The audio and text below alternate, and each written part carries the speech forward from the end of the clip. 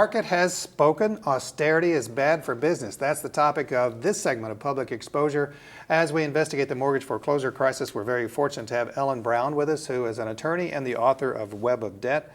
Ellen, welcome back. I say welcome back because we've talked with you on some other segments, and one of the things we were talking about related to the Fed. And before we get into austerity, let's talk about the Fed, and Ron Paul has an interesting idea.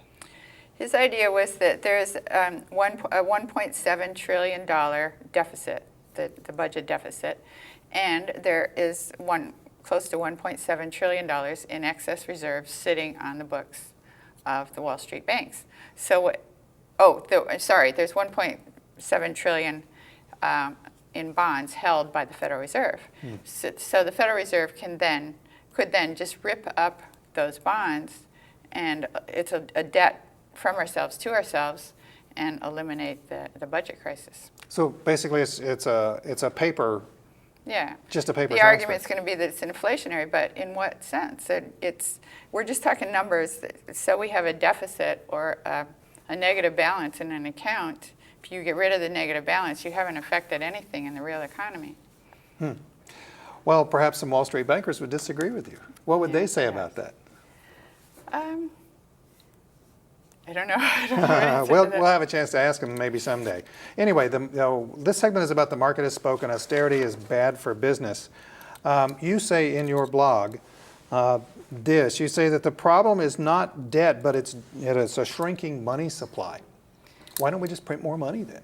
We should, and that's another misconception. If people understood that all of our money is debt, all of our money comes from debt, the only money, most people think the government creates money. That's not true. The only money the government creates are coins, which is $1 billion worth roughly, or about 1/10,000th of the money supply. Well, they create paper money, though. Well, that's the Federal Reserve, but the Federal Reserve, it's the Bureau of Engraving and Printing that prints it, but the Federal Reserve is a customer, so that goes to the printer, pays them 6 cents a bill, no matter what the face value of the bill, and then the Federal Reserve does not just shower this on the people or on Congress. What they do with that money is they lend it. So they are also a bank, actually privately owned. The 12 branches are all privately owned. And they lend that money into the system. The 12 branches of the Federal Reserve are privately owned? Yeah, totally, 100% privately owned. By who? Well, for example, the New York Fed, which is the biggest of the 12, is owned by about 500 banks in the district, the New York district. Goldman Sachs, one of them? Goldman Sachs is an investment bank, which. I didn't realize that the banks actually own the Federal Reserve, which turns around and sets monetary policy and policy that means an awful lot to us in our pocketbooks. Yeah, totally. In fact, like Jamie Dimon is head of J.P. Morgan. He's actually on the board of the Federal Reserve. New York Federal Reserve. Well, then that makes sense. If you're one of the owners, then you should be on the board, right? Let's go into America's 4D economy. This is interesting. From deficit deals to double dip. This was a very interesting column. It was August the 4th, 2011. It says economists estimate that the multiplier from government spending at about 1.5.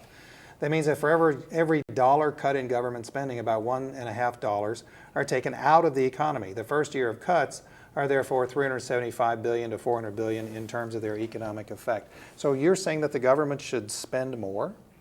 Right, and by trying to reduce the budget, as that article is saying, you're actually reducing the money that's out there. What we're lacking right now is demand. The reason businesses can't hire, besides the fact that they can't get credit, is that there aren't people in the shopping malls. There aren't people shopping. So you first have to have customers who have money in their pockets. They put in the orders, then the shoe salesman puts in an order for more shoes. The shoe factory then has to hire more people in order to make more shoes. So without the customers, you're not going to have, then employment's going to go down. But we're an aging population. Older people don't buy as much stuff because we have it already. Well, funny you brought that up, because I just wrote, my latest article was on what the Fed could do to relieve the student debt crisis. It's actually the young people that shop. The young people buy the new houses. The young people buy the cars. They buy the electronics. They're the ones that hang out in the malls. They love to buy clothes, et cetera. And they have $1 trillion in outstanding student debt right now. It's the biggest, it's the next looming debt crisis. Well, and we're going to be having a whole segment on that we're going to talk about with you at another time. But right now I want to talk about the $1 trillion coin, and I did not understand that at all. What is the $1 trillion coin?